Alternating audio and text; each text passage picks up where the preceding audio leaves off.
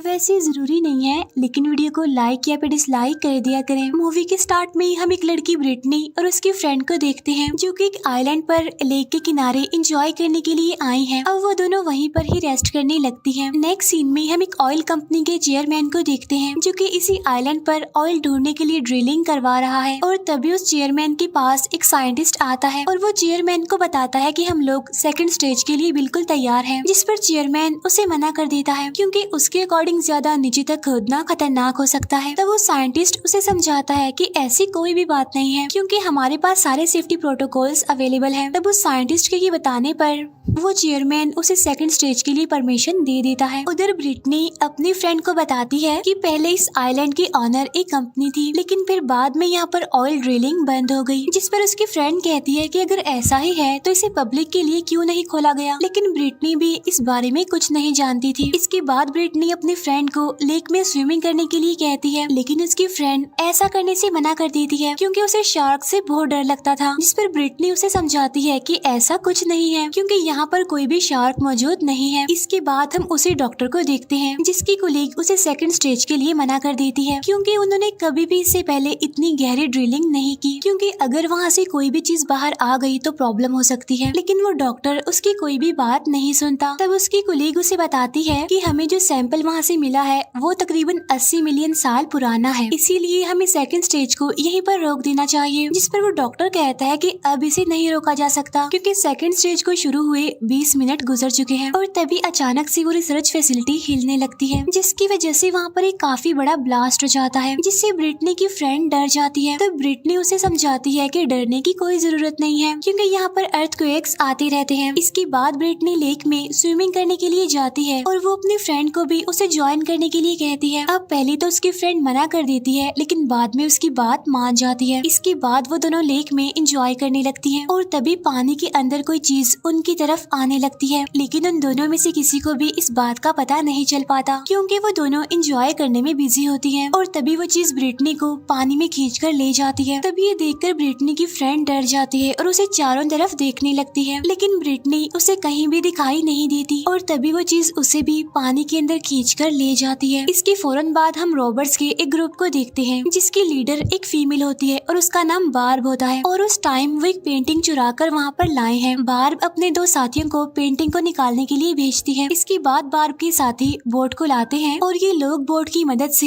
Lake को पार करने लगते हैं। अब वो लोग काफी खुश होते हैं कि उन्होंने इजीली उस पेंटिंग को चुरा लिया था। अब बार्ब के एक साथी को लेक में कोई चीज दिखाई देती है, लेकिन कोई भी उसकी बात पर ध्यान नहीं देता। लेकिन तभी उनकी बोट उसी चीज से टकरा जाती है, जिससे उन लोगों को रियलाइज हो जाता है कि पानी में जो भी चीज है वो काफी बड़ी है, लेकिन उन्हें ये पता नहीं चल पाता कि आखिर वो चीज है क्या। इसके बाद वही चीज उनकी बोट पर अटैक कर देती है, जिसकी वजह से वो सारे लोग पानी में गिर जाते हैं। तब किसी को भी समझ नहीं आती कि आखिर ये उनके साथ क्या हुआ। और तभी उन्हें पेंटिंग का ख्याल आता है जो कि पानी के अंदर जा चुकी थी। यहाँ पर सबको यही लग रहा था कि वो चीज अब वहाँ से जा चुकी है, लेकिन तभी वो चीज बार्ब के एक आदमी को पकड़ लेती है और उसे पानी में खींचकर ले जाती है। हालांकि उनका साथी उनसे हेल्प मांगता है, लेकिन वो सारे डर चुके थे, इसीलिए वो जल्दी से अपनी जान बचाने के लिए किनारे की तरफ जाने लगते हैं। इसके बाद हम एक लड़की जिल को देखते हैं जो कि अपने 3 फ्रेंड्स के साथ इसी आइलैंड पर आई है। असल में जिल एक न्यूज कंपनी में इंटर्नशिप कर रही है और उसे लगता है कि वो ऑयल कंपनी इलीगली यहाँ पर ड्रिलिंग कर रही है और उसी कंपनी को एक्सपोज करने के लिए वो यहाँ पर आई है। अब जिल के साथ वहाँ पर एक लड़का और 2 लड़कियाँ आई थी। अब बार्ब का एक साथी भी मारा जा चुका है, साथ साथ उनकी पेंटिंग भी पानी में डूबी हुई है। तब बार्ब का वो आदमी कहता है कि जिस चीज को मैंने पानी में देखा था वो शार्क जैसी लग रही थी, लेकिन बार्ब को इस बात से कोई मतलब नहीं था। वो तो किसी भी तरह करके उस पेंटिंग को बाहर निकालना चाहती थी, लेकिन अब पानी में जाने का मतलब अपनी मौत के अलावा और कुछ भी नहीं था, इसीलिए कोई भी पानी में जाकर पेंटिंग को निकालने के लिए एग्री नहीं था। तो इसीलिए बार्ब उन्हें लालच देती है कि जो भी पेंटिंग को बाहर निकालेगा मैं उसे 50% और दूंगी। तब ये सुनकर बार्ब का एक आदमी पेंटिंग को निकालने के लिए एग्री हो जाता है। तब ये देखकर उसका उसका दूसरा साथी उसे ऐसा करने से मना कर देता है, लेकिन वो उसकी कोई बात नहीं सुनता और पेंटिंग लेने के लिए पानी में चला जाता है। और जैसे ही वो पानी के अंदर नीचे जाता है तो उसे वहाँ पर एक काफी बड़ी शार्क दिखाई देती है। तभी देखकर वो आदमी जल्दी से वहाँ से भागने की कोशिश करता है और जल्द ही किनारे पर पहुँच जाता है। तब वो सोचता है कि शायद वो शार्क चली गई है, लेकिन तभी वो शार्क तेजी से पीछे से आती है और उस आदमी को खा लेती है। तब अपनी आंखों से ये सब कुछ देखकर उन लोगों के होश उड़ जाते हैं। इसके बाद हम जिल और उसके फ्रेंड्स को देखते हैं। वो लोग भी एक बोट के जरिए इस लेक को पार करने की कोशिश कर रहे थे। उनमें से किसी को भी खतरे का पता नहीं था। तभी हम देखते हैं कि वो शार्क इनकी तरफ ही आ रही है और तब वो शार्क इनकी बोट को टक्कर मारती है और तभी लोगों की नजर शार्क पर पड़ जाती है। तब उसे देखकर वो सारे लोग काफी परेशान हो जाते हैं, काफी घबरा जाते हैं। तब जिल का फ्रेंड तेजी से बोट को वहाँ से भगाने की कोशिश करता है, लेकिन अनलकीली शार्क इनकी बोट पर अटैक करके तोड़ देती है, जिसकी वजह से वो सारे लोग पानी में गिर जाते हैं और स्विमिंग करते हुए वहाँ से भागने की कोशिश करते हैं। लेकिन तभी शार्क जिल की मेल फ्रेंड को पकड़ लेती है और उसे भी मार देती है। इसके बाद जिल और उसकी दोनों फीमेल फ्रेंड्स बाहर आ जाती हैं, लेकिन उन्हें अपना मेल फ्रेंड कहीं भी दिखाई नहीं दे रहा होता। इसीलिए वो परेशान हो जाती हैं और अपने फ्रेंड को ढूंढने लगती हैं। और तभी हम देखते हैं कि बार्ब और उसके दोनों साथी इन लोगों पर नजर रख रहे हैं। तभी जिल को अपनी मेल फ्रेंड का कैमरा दिखाई देता है, इसीलिए वो उसके पास जाती है। लेकिन जैसे ही वो उसे उठाने लगती है, वो अपनी मेल फ्रेंड की कटी हुई टांग वहाँ पर देखती है, जिसे देखकर वो तीनों काफी घबरा जाती हैं और अपने फ्रेंड को खो देने की वजह से काफी अपसेट भी हो जाती हैं। लेकिन तभी जिल की फ्रेंड बार्ब और उसके दोनों साथियों को देख लेती है और वो हेल्प के लिए इन लोगों को बुलाने लगती है। और तब बार्ब अपनी प्लानिंग के अकॉर्डिंग उनकी तरफ जाती है और वो ऐसे रिएक्ट करती है जैसे उनकी मेल फ्रेंड के बारे में कुछ जानती ही ना हो। तब जिल की फ्रेंड उसे बताती है कि हमारे एक फ्रेंड को शार्क ने मारकर खा लिया है। तब बार्ब भी उन्हें उनके साथ होने वाले हादसे के बारे में बताती है। इसके बाद बार्ब उन लोगों को अपने साथ मिलाकर वहाँ से ले जाती है। इसके बाद वो लोग जंगल में एक जगह पर जाकर रेस्ट करने लगते हैं। जिल की फ्रेंड बार्ब को बताती है कि हम एक ऑयल कंपनी को एक्सपोज करने के लिए यहाँ पर आए थे, क्योंकि वो कंपनी यहाँ पर इलीगली ऑयल ड्रिलिंग कर रही है। तभी जिल उन्हें बताती है कि उस कंपनी की यहाँ पर एक रिसर्च फैसिलिटी भी मौजूद है, जहाँ से हमें कोई रेडियो मिल सकता है और हम यहाँ पर हेल्प मंगवा सकते हैं। तब जिल बार्ब से पूछती है कि आप लोग यहाँ पर क्यों आए हैं, जिस पर बार्ब झूठ बोल देती है कि हम टूरिस्ट हैं और यहाँ पर घूमने आए थे, लेकिन शार्क ने हमारे ऊपर भी अटैक कर दिया। इसके बाद जिल कैमरा में वीडियो रिकॉर्डिंग करने के लिए चली जाती है। तब ये देखकर बार्ब का साथी उस पर गुस्सा करने लगता है और उसे रिकॉर्डिंग करने से मना करता है। तब जिल को ये चीज काफी अजीब लगती है। अब क्योंकि कुछ ही देर बाद शाम होने वाली थी, इसीलिए वो रात वहीं पर ही गुजारते हैं। फिर next morning barb research facility को चेक करने का डिसाइड करती है। तब जिल उन्हें रिसर्च फैसिलिटी की लोकेशन बताती है। अब ये लोग जंगल के रास्ते ही आगे बढ़ने लगते हैं, क्योंकि पानी के रास्ते से जाना किसी खतरे से खाली नहीं था। इसके बाद वो लोग जंगल में आगे बढ़ रहे होते हैं और यहाँ पर हमें पता चलता है कि बार्ब जिल और उसकी दोनों फ्रेंड्स को अपने किसी काम के लिए यूज करने वाली है। इसके बाद जिल की फ्रेंड उसे कहती है कि अगर मुझे कुछ हो जाए तो तुम अपना और दूसरी फ्रेंड का ख्याल रखना, जिस पर जिल उसे यकीन दिलाते हुए कहती है कि डोंट वरी, हमें कुछ भी नहीं होगा। और फिर इसी तरह बातें करते करते ये लोग रिसर्च फैसिलिटी तक पहुँच जाते हैं, जिसे देखकर जिल की फ्रेंड काफी खुश होती है,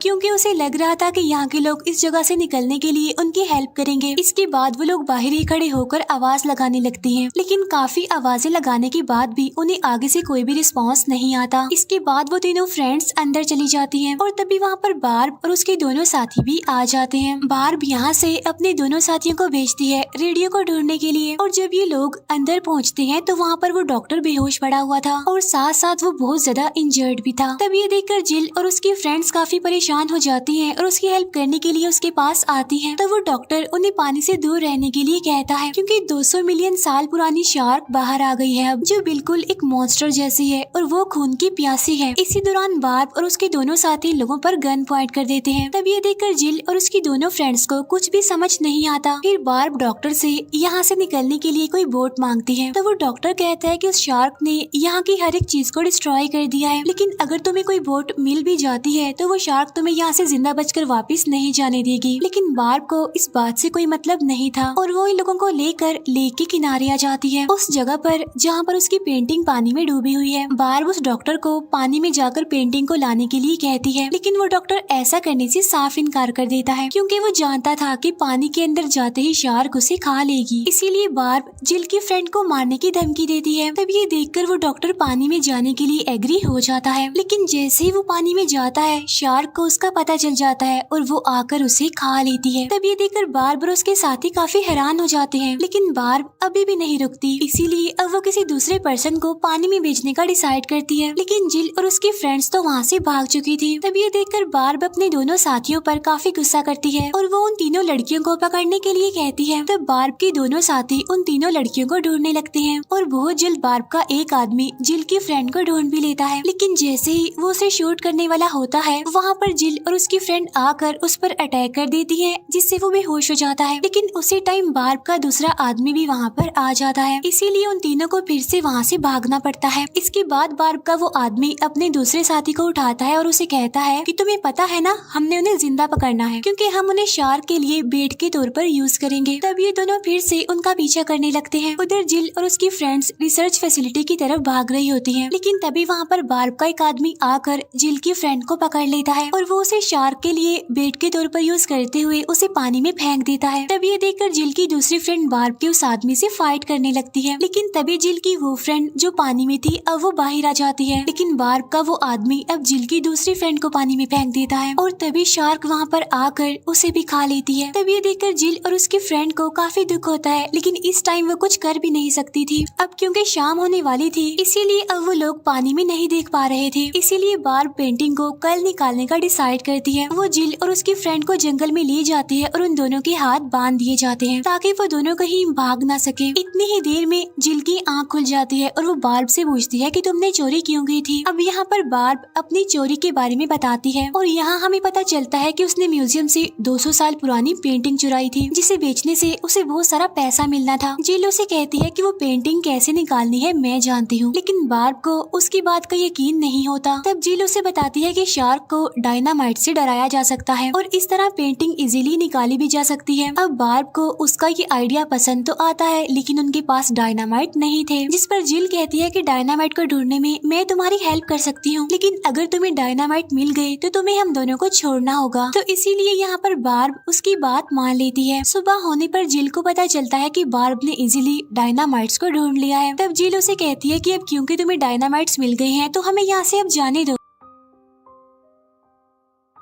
लेकिन बार्ब उसकी बात नहीं मानती। वो कहती है कि मेरा साथी डायनामाइट से शार्क को दूर हटाएगा, जिसके दौरान तुम दोनों पानी में जाओगी पेंटिंग को बाहर निकालने के लिए। अब यहाँ पर उन दोनों के पास उसकी बात मानने के अलावा और कोई ऑप्शन भी नहीं था, इसीलिए जिल उसकी बात मान लेती है। तब बार्ब का साथी डायनामाइट से शार्क को वहाँ से हटाता है और वो दोनों पेंटिंग निकालने के लिए पानी में जाती है, लेकिन शार्क तो फिर से वहाँ पर आने लगती है, इसीलिए वो दोनों जल्दी से किनारे की तरफ आने लगती है, लेकिन बार्ब उन्हें बाहर आने नहीं देती क्योंकि वो किसी भी तरह पेंटिंग हासिल करना चाहती थी। इसीलिए फिर से बार्ब का साथी डायनामाइट से शार्क को दूर हटाता है और उसका दूसरा साथी उन दोनों को वापस से पानी में जाने के लिए कहता है। इसके बाद जिल को एक आइडिया आता है और वो दोनों पानी में वापस जाती है। इसके बाद जिल वहाँ से एक पत्थर उठा लेती है और शार्क का बहाना बनाकर फिर से वापस आ जाती है। तब ये देखकर बार्ब का साथी फिर से डायनामाइट जलाता है। इसी दौरान जिल जोर से उसे पत्थर मारती है, जिसकी वजह से डायनामाइट नीचे गिर जाता है और बार्ब का साथी जैसे उसे उठाने जाता है तो वो उसके हाथ में ही ब्लास्ट हो जाता है, जिसकी वजह से उसकी मौत हो जाती है। तब जिल की फ्रेंड उसकी गन लेकर उन दोनों पर पॉइंट कर देती है, लेकिन आगे से वो भी उस पर गन पॉइंट कर देते हैं। यहाँ पर बार्ब अपने साथी को कहती है कि उसे गन लेकर आओ, लेकिन जैसे ही वो गन लेने के लिए पानी में आता है तो शार्क वहाँ पर आकर उसे खा लेती है, जिसकी वजह से वो लोग डर जाते हैं। इसी दौरान जिल की फ्रेंड सारी गोलियां शार्क के ऊपर फायर कर देती है। इतना सब होने के बावजूद भी बार्ब बाज नहीं आती, इसीलिए वो उन्हें फिर से पानी में भेजने की कोशिश करती है, लेकिन जिल की फ्रेंड अब उसकी बात मानने से इनकार कर देती है। इसी दौरान शार्क पानी से बाहर आकर एक काफी बड़ा जंप लगाती है और बार्ब को खाकर वापस से पानी में चली जाती है। तब ये देखकर जिल की फ्रेंड उस शार्क को मारने का डिसाइड करती है, क्योंकि वो जानती थी कि अगर ये शार्क आबादी वाली जगह पर चली गई या किसी ऐसे बीच पर चली गई जहाँ पर बहुत सारे लोग हैं तो ये बहुत सारे लोगों को मारकर खा लेगी। यहाँ पर अभी भी उनके पास एक डायनामाइट बचा था, जिसकी मदद से वो शार्क को मारने वाली है। अब वो दोनों उसके किनारे तक आने का वेट करती है, लेकिन काफी देर होने के बावजूद भी शार्क बाहर नहीं आती। तब जिल की फ्रेंड शार्क की बेट बनने का डिसाइड करती है, लेकिन जिल उसे मना करती है कि तुम रिस्क मत लो। इसीलिए अब वो खुद जाती है शार्क की बेट बनने के लिए। वो जैसे ही पानी में जाती है शार्क उसकी तरफ आने लगती है। तब ये देखकर जिल अपनी फ्रेंड को कहती है कि जल्दी से डायनामाइट को जला दो, लेकिन इसी बीच उसका लाइटर काम करना बंद कर देता है, जिसकी वजह से अब उनके ऊपर टेंशन बढ़ने लगती है। लेकिन ठीक टाइम पर जिल की फ्रेंड डायनामाइट को जला देती है। अब जैसे ही शार्क जिल पर अटैक करने वाली होती है तो जिल पानी के अंदर चली जाती है और जिल की फ्रेंड उस डायनामाइट को शार्क के मुंह में फेंक देती है और तभी ब्लास्ट की वजह से उस शार्क के टुकड़े टुकड़े हो जाते हैं। इसके बाद वो दोनों खुश हो जाती हैं क्योंकि उन दोनों ने मिलकर इतनी बड़ी मुसीबत को खत्म जो कर दिया था। इसके बाद वो दोनों उसी आइलैंड पर किसी की हेल्प आने का इंतजार करने लगती हैं। इसके बाद हम द फिशरमैन्स को देखते हैं जो कि वहीं किनारे पर फिशिंग करने के लिए आए थे और तभी एक दूसरी काफी बड़ी शार्क वहाँ पर आती है और उन दोनों को खा लेती है। इट्स मीन मुसीबत अभी खत्म नहीं हुई, ये तो बस एक शुरुआत थी। इसी के साथ ही ये मूवी यहीं पर एंड हो जाती है। Thank you for watching.